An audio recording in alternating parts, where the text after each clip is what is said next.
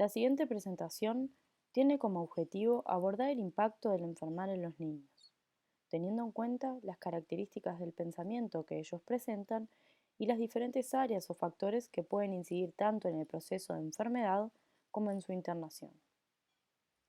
La enfermedad generalmente se acompaña de pérdida de bienestar físico, pero también sabemos que tiene un impacto psicológico tanto para el paciente como en su ambiente o en su familia.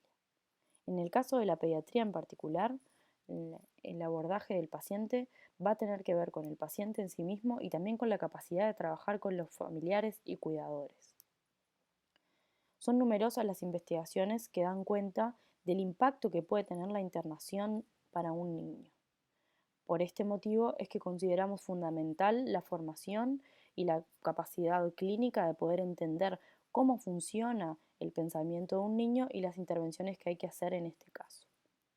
Sabemos que muchas veces el temor es una de las respuestas que se despiertan, entonces queremos trabajar con ustedes con la intención de poder comprender esa relación y de generar herramientas para poder trabajar particularmente con los niños y adolescentes.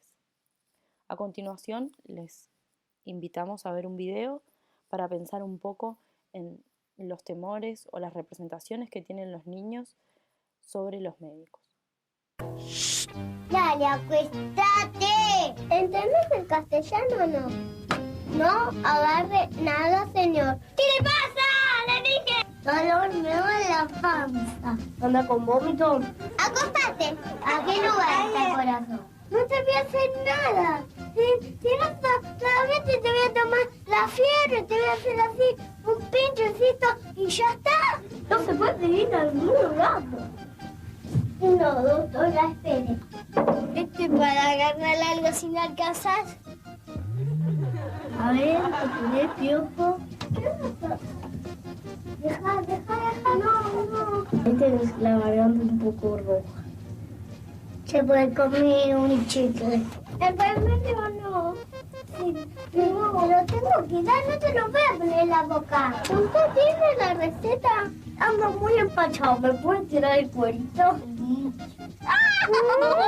Esto no es un papelito para ver que te tenemos que revisar tu dirección, a ver si te perdés, a ver si te buscamos. ¿Sabe lo que te pasa, señora? ¿A usted?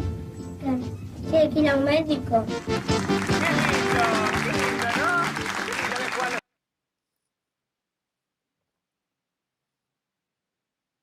Como pudimos ver en la grabación, los niños están muy ávidos de poder captar la información sobre todo de lo que ven y oyen de la consulta médica. Por eso vemos cómo es importante y cómo marcaremos precedentes en cada una de nuestras intervenciones. Este es el motivo para darle fundamental importancia a que ustedes aprendan tanto a poder pensar en ese paciente, en qué es lo que puede y debe comprender y en cómo se le debe comunicar. Sabemos que al implicar un cerebro en desarrollo, el impacto de la enfermedad y de la internación no solo se va a restringir al ámbito biológico, sino también al psicológico y al social. Entonces, de esta manera nosotros lo que podemos asegurar es que todas nuestras intervenciones van a tener, tanto en el niño como en el adolescente, un impacto que puede ser positivo o negativo. Las alteraciones que van a presentar los niños y adolescentes van a ser cognitivas, psicológicas, fisiológicas y motoras. Y el objetivo del equipo será poder mejorar la calidad de la atención del niño a través de la comunicación y de múltiples factores que vamos a nombrar a continuación. Debemos tener en cuenta que los pacientes pediátricos particularmente, al estar en desarrollo, están sumamente frágiles y que también la internación va a implicar una ruptura con la realidad, va a implicar un corte en la vida cotidiana, entrar a un mundo que muchas veces es desconocido y donde también se le pueden tener que enfrentar a procedimientos que sean invasivos o causantes de dolor. Para el niño esta va a ser una experiencia naturalmente estresante, al igual que para su familia, aspecto que también debemos tener en cuenta y saber abordar. Sobre los factores que inciden en la internación, nosotros haremos hincapié en 4 como aspectos fundamentales. Por un lado, el niño, las características que tiene su pensamiento, los alcances de su comprensión según las distintas edades y también las reacciones que generalmente esperamos encontrar y que son habituales o patológicas. Por otro lado, en la familia, tendremos que ver cuál es el sostén o el apoyo que proporcionan, quiénes están, qué capacidad o disposición tiene esa familia para acompañar dicho proceso. Un tercer elemento y fundamental es la institución. Hay características de la institución que debemos tener en cuenta y que inciden en el proceso de enfermedad del niño. Y por último, el equipo. Decíamos entonces que hay 2 aspectos que son de particularidad relevancia para la atención pediátrica y que debemos tener en cuenta. Por un lado, la vulnerabilidad a la que está expuesta el paciente pediátrico, desde lo somático, desde lo psicológico, lo afectivo y lo social, y por otro lado, el malestar emocional y físico que implica la enfermedad para este paciente. Recuerden que generalmente el hecho de socializar y de compartir con otros es un aspecto fundamental para el desarrollo del niño y es una ruptura que implica la internación, con lo cual este aspecto tiene que ser tomado en cuenta. Y hace también a que el paciente se sienta más vulnerable y desvalido, sobre todo porque también muchas veces quizá tenga que estar separado de sus figuras de apego. El malestar emocional y físico también tendrá particularidades dentro de la pediatría y estará sobre todo incidido por las maneras en que el niño tiene de poder comprender y captar la realidad. Esto va a estar determinado por las características del pensamiento infantil.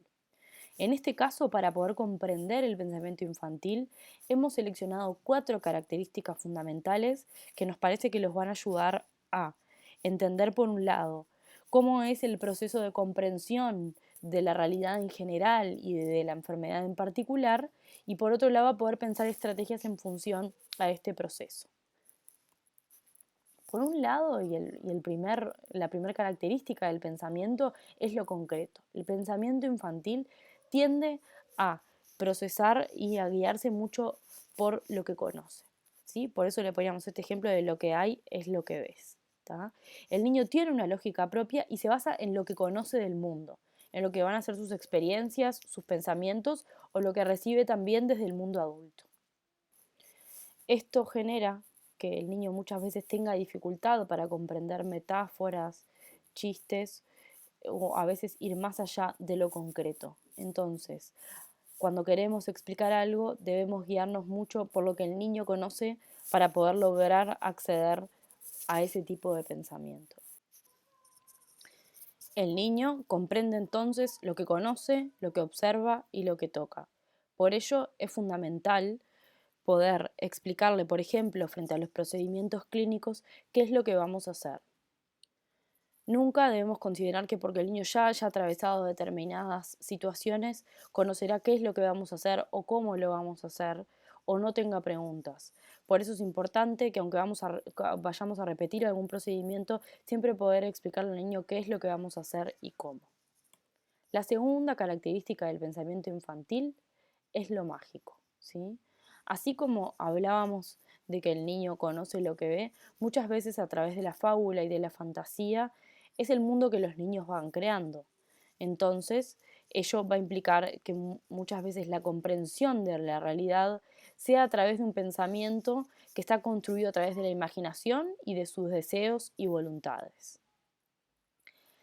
Sin embargo, este pensamiento mágico también va a traer aparejado un sentimiento que es frecuente en los niños y que quizás tenga un lado más culpabilizador, que es el pensamiento egocéntrico. El niño tiende a centrar sus explicaciones en sí mismo, con lo cual las cosas que sucedan generalmente están pensadas desde su punto de vista y desde la posible repercusión de sus actitudes en eso que está sucediendo. Entonces, así, muchas veces se creen causantes de su enfermedad o culpables por la enfermedad suya o, por ejemplo, en el caso de que tengan hermanos de sus hermanos y creen que hicieron algo para merecer eso. La culpa es bien frecuente en los niños y es un aspecto que debemos trabajar. Si pensamos, por ejemplo, en situaciones como más cotidianas, a veces frente a vacunas o a procedimientos médicos, los niños se angustian y repiten a los padres, eh, sos malo, ¿por qué me haces esto? O te prometo que me voy a portar bien, no me hagas esto. Esas expresiones justamente lo que muestran es ese sentimiento de culpabilidad y de responsabilidad, entendiendo a la enfermedad y a los procedimientos como castigos ante algo malo que ellos hicieron. Es importante que el equipo pueda detectar estos sentimientos y pueda explicarle que lo que pasa no tiene que ver ni con un castigo ni con algo malo, sino que son procedimientos necesarios que se deben llevar adelante para poder mejorar su salud o explicarle el porqué de cada intervención que debemos realizar. A manera de ejemplo clínico, nosotros les proponemos pensar lo siguiente. Una de las intervenciones de psicología médica con el equipo de cardiología tuvo lugar en la policlínica. La policlínica de cardiología, para pacientes que van a consultar por primera vez, por ejemplo, implica un procedimiento en el que primero deben pasar por enfermería a tomarse la presión, a medirse, a pesarse y luego deben realizarse un electrocardiograma o electro, como lo llamamos habitualmente en la jerga clínica, y después es interpretado por el médico y conversado con la familia y demás. La intervención en este caso tuvo lugar porque por momentos el equipo se veía muy desbordado porque estos procedimientos de práctica de electrocardiogramas generan mucha angustia en el niño. Nosotros lo que les proponemos como ejercicio es poder pensar en, bueno, en el porqué de tal repercusión sobre estos procedimientos, por qué los niños se angustiaban tanto al tener que hacerse el electrocardiograma. Desde lo más general podemos pensar, bueno, en que el procedimiento no es doloroso, como para ir descartando ciertos aspectos, eh, no implica tampoco grandes maniobras ni dificultades. Sí, capaz que es incómodo en el hecho de que el niño se tiene que levantar la ropa, sobre todo por el pudor o por el frío, podemos pensar, pero bueno, eso no tendría que justificar los montos elevados de angustia que circulaban entre los niños de esa policlínica, ¿no?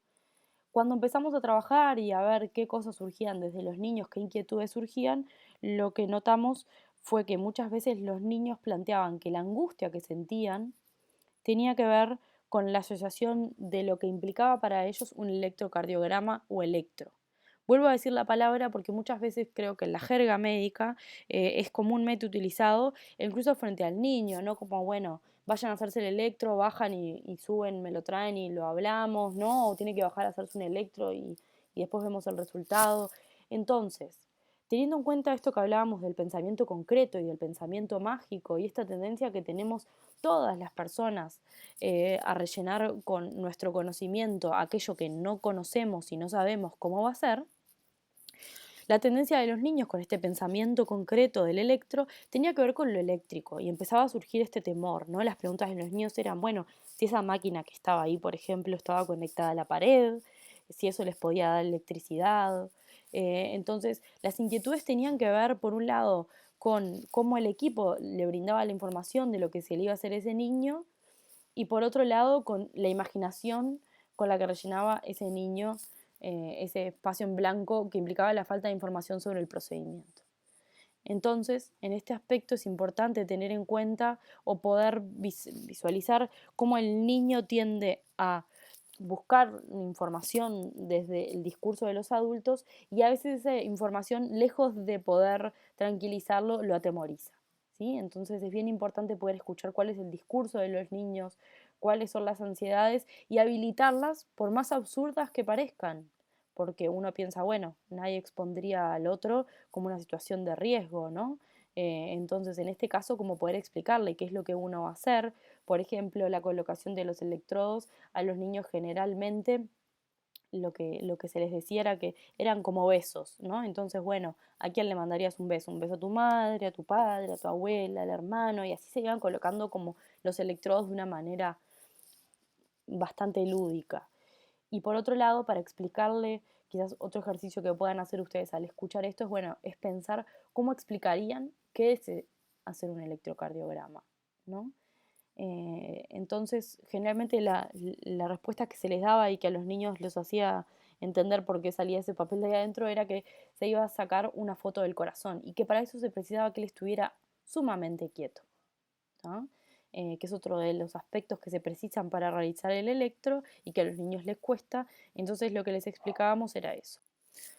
Otra variable que debemos tener en cuenta es el acompañante o cuidador que está con el niño. Lo que podemos valorar nosotros es si esa figura que lo acompaña es una figura que actúa como tranquilizadora, porque nos sirve, por ejemplo, en este proceso de poder mostrar cómo los materiales no son dañinos, por ejemplo, la colocación de los electrodos, o en el hecho, por ejemplo, de la separación, cuando son niños más chicos, en negociar en, bueno, te sacás la foto o te hacemos el electro sentado en la falda de tu madre, ¿no? Estos aspectos también son importantes cuando uno va a llevar adelante procedimientos. Si uno lo piensa, por ejemplo, cuando tienen que ocultar a un paciente, en que a veces no es necesario esto de correr ni de sacar al acompañante, sino de utilizar el acompañante en un buen sentido para que participe de las maniobras y que facilite porque va a operar como una base segura para ese niño. La última diapositiva tiene que ver con la cuarta característica del pensamiento infantil, que es el manejo del tiempo. Los niños tienen una concepción particular del tiempo que se va a ir desarrollando acompañando el desarrollo de su psiquismo. Si ustedes piensan, por ejemplo, en los niños chicos, a veces les cuentan qué es lo que hicieron en el día o en la semana, y les dice, bueno, y ayer fui a la playa, ¿no? Y uno dice, bueno, no, ayer no fuiste a la playa, ¿no? Estamos en invierno, entonces, bueno, darse cuenta de que en realidad los niños tienen un manejo al principio muy básico del tiempo que está guiado principalmente por el paso de los días y en los días mismos por las rutinas, ¿no? Por ejemplo, cuando empiezan a ir al jardín, los días del jardín y los días de descanso que son los fines de semana, ¿no? En el día, por ejemplo, el hecho de las rutinas de levantarse, desayunar, comer, ¿no? Y después hacer determinadas cosas para llegar a la hora del sueño. Todo eso empieza a generar en el niño una idea del tiempo y una capacidad para poder manejarlo. En este sentido, la internación va también a generar una ruptura, porque el niño tiene poca capacidad de comprender cuánto es el tiempo que le corresponde a él estar internado, ¿no? En muchos casos no vamos a poder determinar con exactitud cuánto falta, pero en otros casos sí tenemos o podemos tener una idea de tiempo que al niño lo ayude a bajar un poco la ansiedad. Sabemos que cuanto menos conocemos, más ansiedad nos genera, ¿no? Le genera la ansiedad de poder volver a su casa, de poder estar con sus cosas o de poder retomar la rutina de la escuela, por ejemplo, que es un aspecto, lo social, que el niño extraña mucho durante la internación.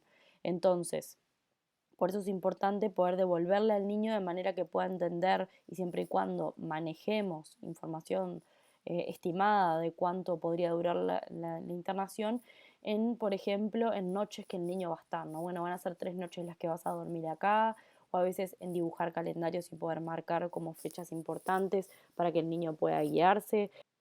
Es una manera esta entonces de poder descender la ansiedad del niño y poder acompañar el proceso de internación con una perspectiva un poco más clara. Llegamos así entonces a la presentación final de las 4 características del pensamiento infantil y de las repercusiones a nivel general que puede tener el niño frente a la internación.